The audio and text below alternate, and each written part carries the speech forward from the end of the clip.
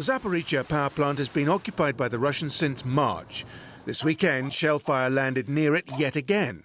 Both sides deny responsibility.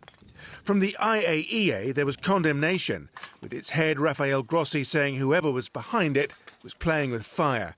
Moscow insists it was the Ukrainians. This cannot but cause our concern. It should cause the utmost concern of the IAEA. We see that the IAEA is also extremely concerned. We call on all countries of the world to use their influence so that the Ukrainian armed forces stop doing this. The Ukrainians say it's all a Russian provocation designed to knock out the plant's supply of electricity. In Kherson, the Russians have started shelling from the eastern bank of the Dnipro River. This oil terminal on the outskirts of town was hit on Sunday and was still burning on Monday. Life for civilians in the newly liberated regional capital is getting harder. There are daily lines for food and winter clothing. If they can't restore power and water soon and suppress Russian shelling, civilians may have to be evacuated. In Kyiv, President Volodymyr Zelensky attended ceremonies marking the country's Day of Dignity and Freedom, commemorating the popular uprisings of 2014.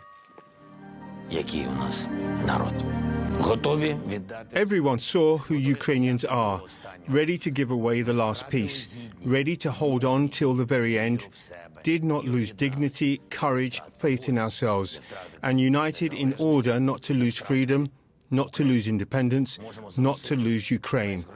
We can be left without money, without gasoline, without hot water, without light, but not without freedom, and it remains unchanged. Despite the onset of winter, fighting shows no sign of abating.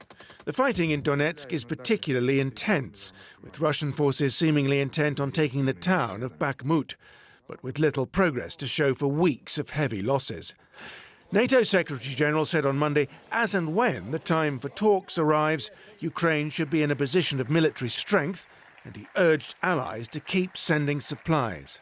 So if we want an outcome which is acceptable for Ukraine, an outcome that ensures that Ukraine can prevail as a sovereign, independent, democratic nation in Europe, the best way of achieving that is to provide military support to Ukraine. On the battlefield, Ukraine is set to maintain the upper hand with more and more Western equipment. But for its civilians, the challenges of the coming winter will be hard to bear. Simon McGregor-Wood, TRT World.